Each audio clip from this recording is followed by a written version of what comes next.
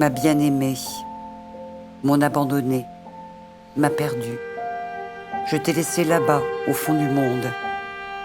J'ai regagné ma chambre d'homme de la ville, avec ses meubles familiers, sur lesquels j'ai si souvent posé mes mains qui les aimaient, avec ses livres qui m'ont nourri, avec son vieux lit de merisier où a dormi mon enfance et où, cette nuit, j'ai cherché en vain le sommeil. Et tout ce décor qui m'a vu grandir, pousser, devenir moi, me paraît aujourd'hui étranger, impossible. Ce monde qui n'est pas le tien est devenu un monde faux dans lequel ma place n'a jamais existé.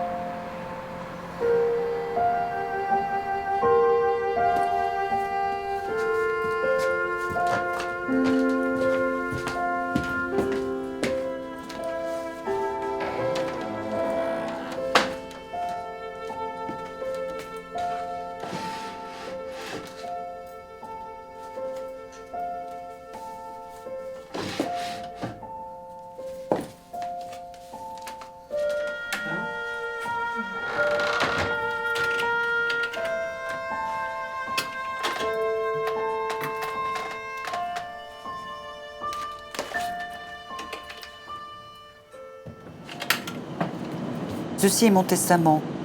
Je sous-signais Daniel Déterne, né le 28-02-1945, à Châteaumillan, 18-370, de nationalité française, profession médecin, révoque expressément la donation entre époux signée chez Maître Pinel, notaire à Chartres, 28, le 06-08-1994, et souhaite priver mon épouse, Isabelle Isor Moulinier, de tout droit dans ma succession. Ma succession sera dévolue à mes 4 enfants, faits à Chartres le 30 août 2011.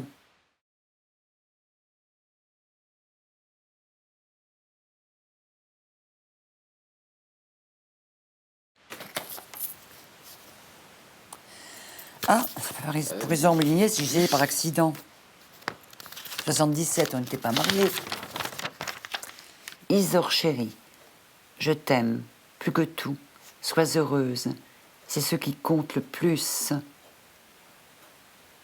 Ne reste jamais fidèle à un souvenir. Parce que je crois qu'il se rappelle qu'il avait écrit cela.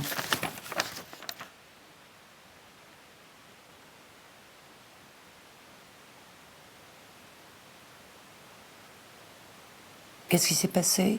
Le temps. Le temps.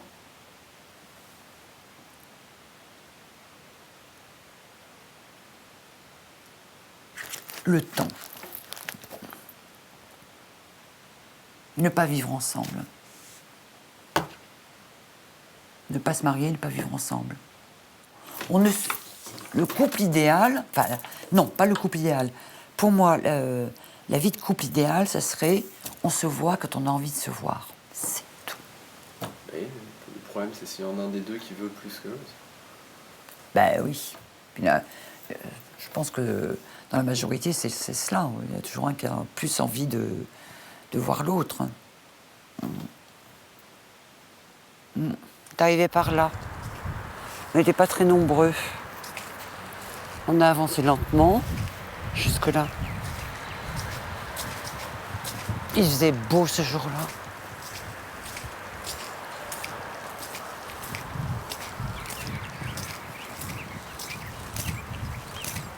Après, on s'est tous arrêtés là. Et puis je ne sais qui a parlé.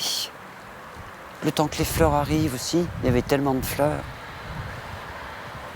Après, nous sommes allés là-bas.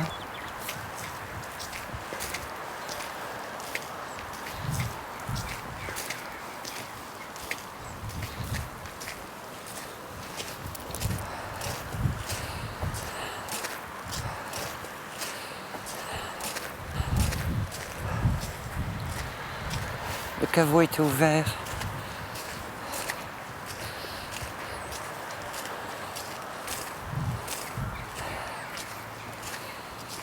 On s'est tous arrêtés, bien sûr.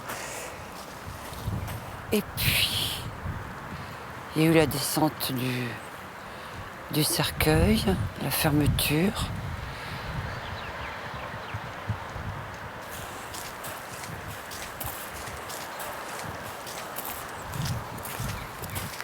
Et par rapport à papa, à ce moment-là, C'est le vide. Je n'arrive pas à concevoir la mort. J'entends, il est mort, mais quand je sois au cimetière ou que je sois au bord de la mer, ça change rien à mes pensées.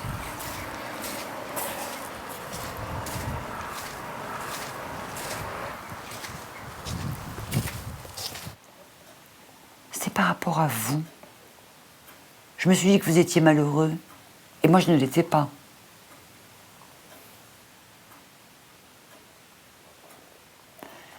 Je n'ai pas été malheureuse de sa mort. J'ai été tellement malheureuse en 2006-2007 que je crois que j'avais épuisé mon stock de souffrance. Non, je ne me rappelle pas exactement ce que j'ai pensé, mais non, je n'ai pas été... je n'ai pas... quoique j'ai une faculté d'oubli invraisemblable. Oui, je pense qu'elle a été pour vous. Je me suis dit, ça va être terrible pour eux.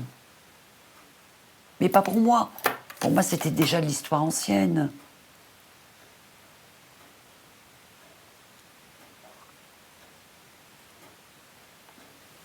Mais c'est parce que j'ai pas de cœur, peut-être. Ouais, voilà. Je me suis demandé si je devais aller le voir.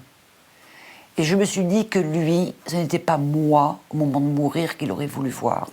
C'était vous et Marie. Et je me suis dit également que si j'y allais, ce fameux mardi, il savait qu'il allait mourir. Alors, attends, parce qu'il savait qu'il allait mourir, mais il le refusait. Or, me voyant,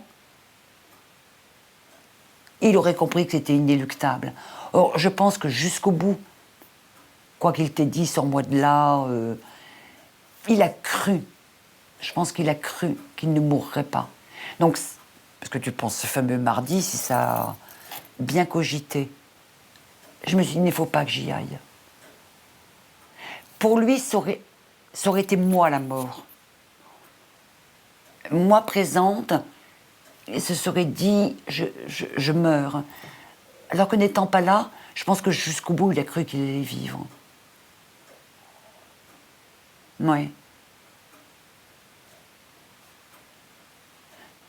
Oui.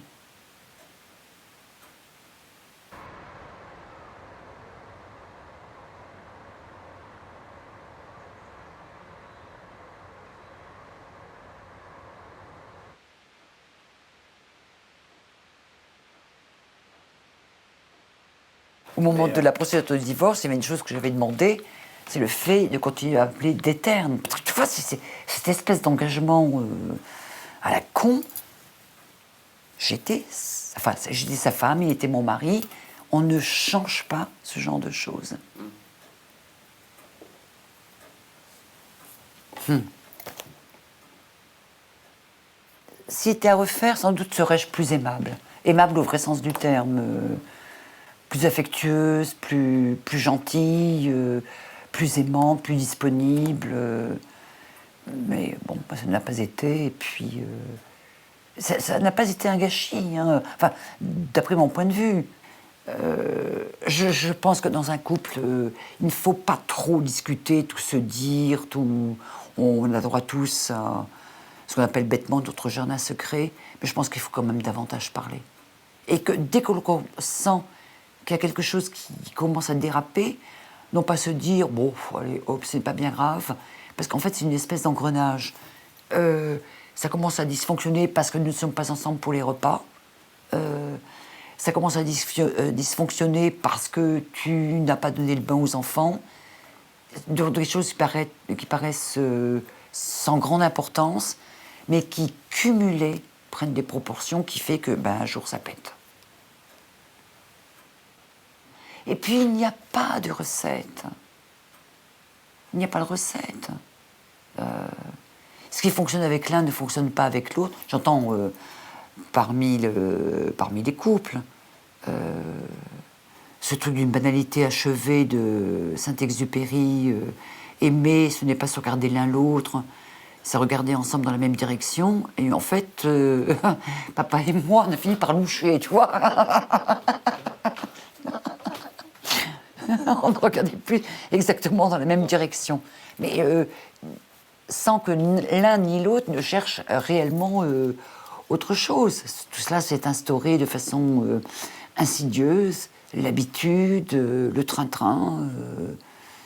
Et puis je te dis, je le répète, une vie en parallèle, qui est devenue bigleuse. Oui. Voilà, une vie bigleuse. Oui, comme regret, j'ai vraiment que je ne pas été plus gentille et plus affectueuse. Mais ce n'aurait pas été moi.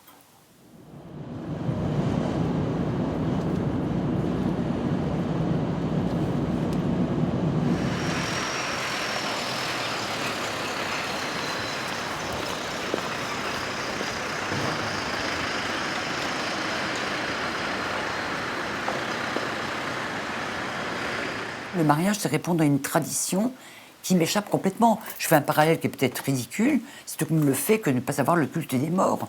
Pour moi, un mort, il est mort. On n'a pas à aller se recueillir sur sa tombe. Pourtant, j'aime beaucoup les cimetières. Mais je ne sais pas. Ce sont des notions qui m'échappent. C'était l'heure. Tout le monde était là, et toute la famille. Plusieurs amis, et puis le prêtre arrive pour nous accueillir et entrer. Et on attendait papa, qui rentrait derrière moi. Et il n'arrivait pas. L'organiste attendait également pour pouvoir commencer. C'était un instant assez gênant, le prêtre attendait, l'abbé Le Jariel. Et puis, j'ai commencé à pleurer d'énervement. Et quelqu'un m'a glissé un mouchoir, je n'en avais pas évidemment, jaune. J'ai jamais su à qui il était, j'ai jamais rendu. Et puis, c'était vraiment l'impatience, la compréhension. Mais où est-il, que fait-il? Et en fait, comme l'entrée par laquelle on va habituellement est sur la petite rue, il attendait une autre porte. Et c'est la mère de Philippe Brisgand qui l'a trouvé, tu sais, en jaquette, mis sagement à attendre, alors que tout le monde attendait ici. Donc voilà, on a pu enfin rentrer. L'organisme a du coup commencé à contretemps. Je pleurais toujours, mais c'est bien. Les gens ont cru que c'était l'émotion de mon mariage. Pourquoi lui? Parce qu'il n'y avait aucun autre. Et vous auriez pu continuer à avoir une vie de couple? Non, mais c'est pas ce que voulait papa. Non, papa il voulait se marier. Lui, tu penses que il n'aurait pas accepté Non, même par rapport à ses parents et... non, lui ce qu'il voulait c'est se marier et avoir des enfants.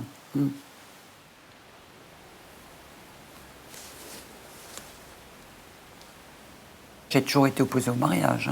Se promettre fidélité, amour pendant des dizaines d'années, je trouve que c'est un pari complètement impossible.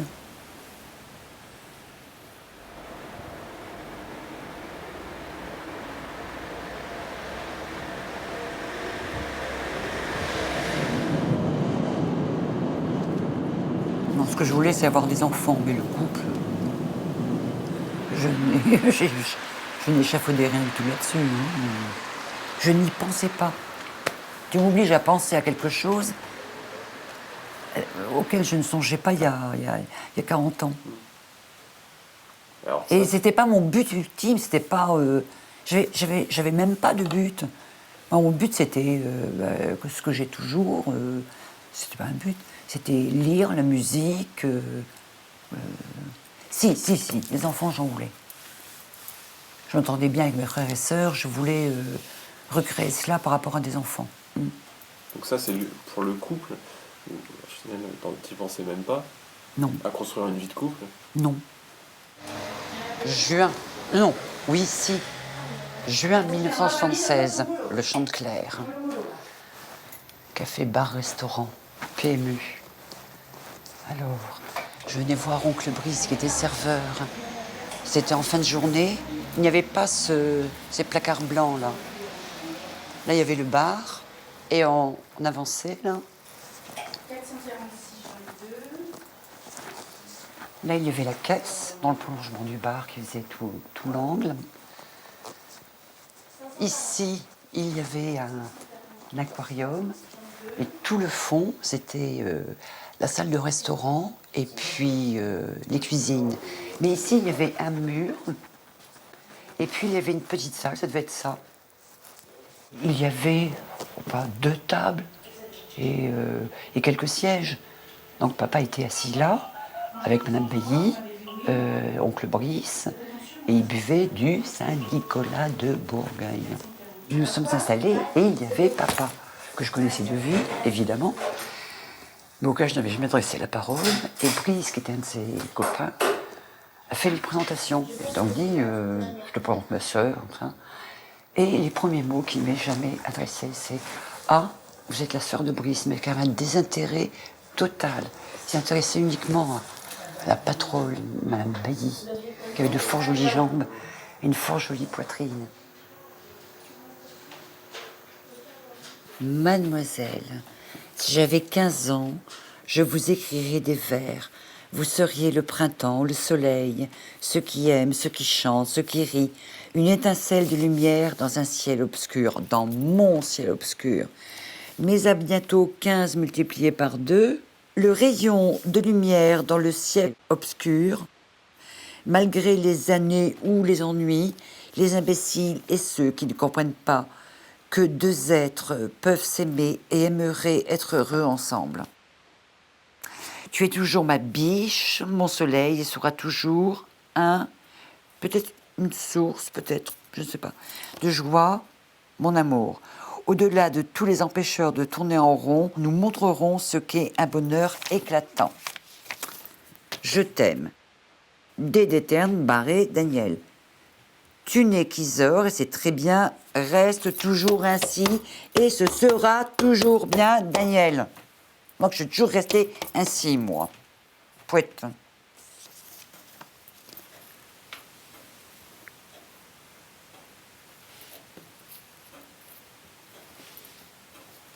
« 40 ans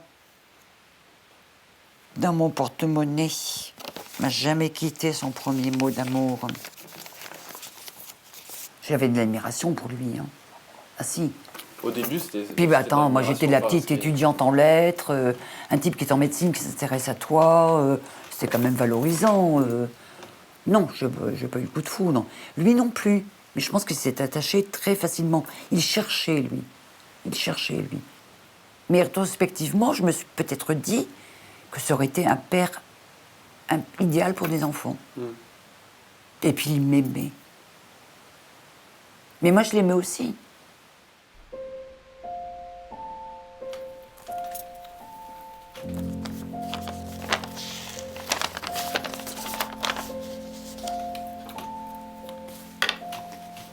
Tours, le 9 septembre 76.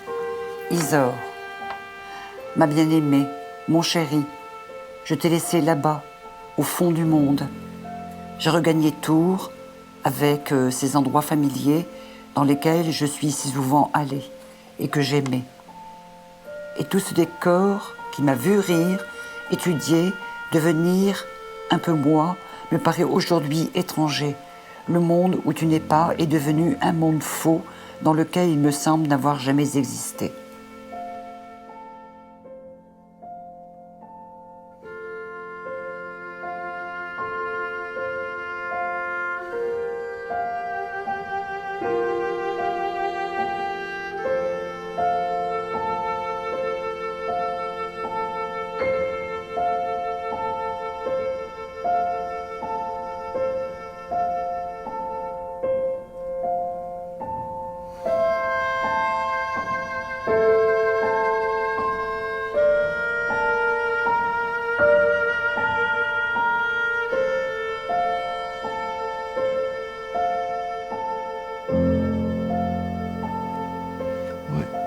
Ouais. Voilà. C'est comme ça, c'est la vie.